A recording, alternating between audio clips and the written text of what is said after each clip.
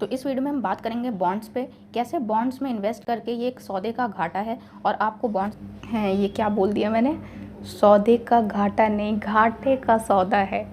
हाँ, तो फिर आगे बात करते हैं। से बहुत दूर रहना चाहिए, विद कैलकुलेशन समझेंगे और किस तरीके से आप टाइम को बचा के ज़्यादा बेटर रिटर्न्स बना सकते हैं।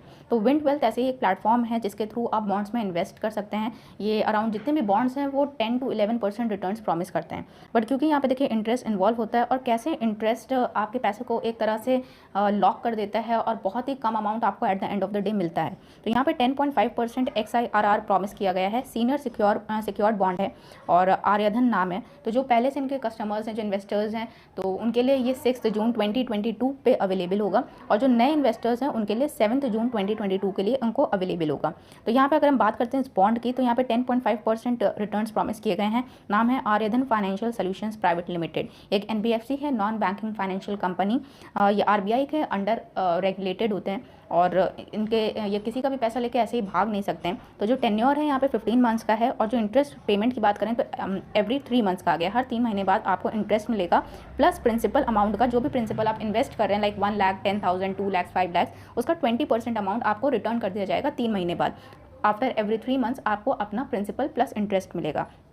कुछ इंटरेस्टिंग फैक्ट्स भी हम इसमें डिस्कस करेंगे जो कि हमने इनकी टीम से बात करके क्लियर किए हैं और ज़्यादातर लोग इसको नज़रअंदाज कर देते हैं। तो मिनिमम इन्वेस्टमेंट यहाँ पे 10,000 रुपये। अब काफ़ी लोग बहुत ज़्यादा खुश हो जाते हैं कि कम से कम कितना इन्वेस्ट कर सकते हैं। तो कम से कम इन्वेस्ट करने पर फोकस नहीं करना चाहिए, क्योंकि रिटर्न देखना चाहिए कि कितना आपको रिटर्न मिल रहा है। कुछ कितना भी अमाउंट, जितना भी आप अमाउंट इन्वेस्ट कर रहे हैं उस पर। यहाँ पे लॉन्च डेट लिखी हुई है और इशू साइज़ है 20 करोड़ का, 20 CR का है और यहाँ पे आप लॉट्स में बाय कर सकते हैं। कोलेटरल जो यहाँ पे रखा गया है वो है loans against agricultural commodities, 1.25x of issue size. तो ये एक बेसिक है। क्रिसल स्कोर की बात करें तो ये BBB कैटेगरी का है, जो कि एक स्टेबल माना जाता है, ठीक है। और अब यहाँ पे अगर हम बात करें ये कौन इशू कर रहा है, तो आर्यधन फाइनेंशियल सॉल्यूशंस प्राइवेट लिमिटेड ये कंपनी का नाम है। ये बेसिकली एग्रीकल्चर की फील्ड में ये इन्वेस्टर्स इन्वेस्ट कर रहे हैं। कुछ फैक्ट्स की अगर बात करें तो यहाँ पे आप बात कर सकते हैं, हाईली कैपिटलाइज्ड NBFC है, लो लेवरेज प्रोवाइड करता है 0.43 का, GNPA है 0.41%। अभी तक के bond holders will get unconditional and irrevocable guarantee of the parent company, जो बेसिक चीज़ें हैं। अगर हम यहाँ पे इन्वेस्टर्स की बात करें तो इंस्टीट्यूशनल डेट इन्वेस्टर्स जो यहाँ पे इन्वॉल्व हैं वो है HDFC, ICICI, DCB, yes bank. अब देखिए ये कोई छोटे मोटे अमाउंट को इन्वेस्ट नहीं करते हैं। ये जब इन्वेस्ट करते हैं तो इनका एक अमाउंट इतना बड़ा होता है कि जो इंटरेस्ट है, जो कुछ भी है, इनको काफ़ी अच्छा अमाउंट मिल जाता है। अब यहाँ पे प्री टैक्स आपको मिलेगा, यानी कि आपका जो टैक्स रिडक्शन होगा वो स्लैब के अकॉर्डिंग होगा। अगर आप 30% टैक्स स्लैब में आते हैं तो उसके अकॉर्डिंग आपकी इनकम से वो डिडक्ट हो जाएगा। अब देखिए विजुलाइज अगर हम करके देखें तो ये आपका इनिशियल इन्वेस्टमेंट है and slowly as the time goes on आपका ये जो अमाउंट है वो रिड्यूस होता जाएगा, क्योंकि आपको हर 3 महीने बाद पेमेंट कर दिया जाएगा। इसके अलावा पेमेंट के साथ साथ आपको कुछ इंटरेस्ट भी दिया जाएगा, ठीक है। और अब खास बात यह है कि हर बार जो आपको इंटरेस्ट मिलेगा उसमें 10% डिडक्शन भी होगा। नीचे की तरफ अगर हम चलते हैं वेबसाइट में तो ये देखिए स्टार्टिंग इन। तो अब चलते हैं थोड़ा सा नीचे, और नीचे यहाँ पे आपको इनका कैलकुलेटिव पार्ट मिल जाएगा।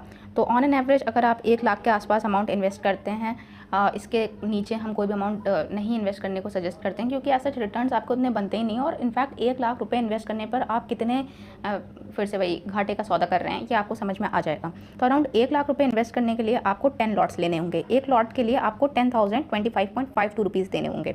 तो उसके अकॉर्डिंग 1 लाख रुपए इन्वेस्ट, 1 लाख भी नहीं है, लाइक 1,07,684.90 रुपीज़।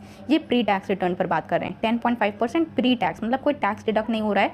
फिर हम इसको कैलकुलेट करेंगे। तो यहाँ पर आप अगर मान लीजिए 10 लॉट्स बाय करते हैं और इस पर क्लिक करेंगे तो आपको ये रीपेमेंट वाला मिल जाएगा। यहाँ पे आप 10 लॉट्स फिर से यहाँ पे मेंशन कर दिए, ठीक है। और इसको हम बैक कर लेते हैं। तो यहाँ पे देखिए आपका प्रिंसिपल अमाउंट है कितना, अराउंड 1 लाख, ठीक है। इंटरेस्ट आपको इतना मिलेगा, प्रिंसिपल रीपेड इतना है, प्रिंसिपल रिपेनिंग। तो हर बार जो आपका प्रिंसिपल वापस कर रहे हैं वो 20% आपके प्रिंसिपल को वापस करते जा रहे हैं। तो ये तो इक्वली डिस्ट्रीब्यूटेड है। इंटरेस्ट आपको ये देखिए कैलकुलेटिव पार्ट मिल जाएगा। अभी जो इंटरेस्ट पेमेंट है यहाँ पे टैक्स जो कि 10% TDS डिडक्ट होगा, ये हर बार होगा। लाइक फर्स्ट टाइम जब आपको मिला 3 महीने बाद, नेक्स्ट टाइम जब आपको इंटरेस्ट मिला, तो यहाँ पे जो फिगर मेंशन है यहाँ पे 10% डिडक्ट करके नहीं मिला है, लेकिन यहाँ पे डिडक्ट हो जाएगा। तो ये चीज़ इन्होंने मेंशन नहीं की है। तो ये है टोटल आपका जो इंटरेस्ट है। तो हमारा जितना भी प्रिंसिपल अमाउंट है उस पर हमारा ये कुछ पर्टिकुलर हमारा कुछ इंटरेस्ट मिल जाएगा। तो उसके अकॉर्डिंग अगर हम देखते भी हैं तो यहाँ पे देखिए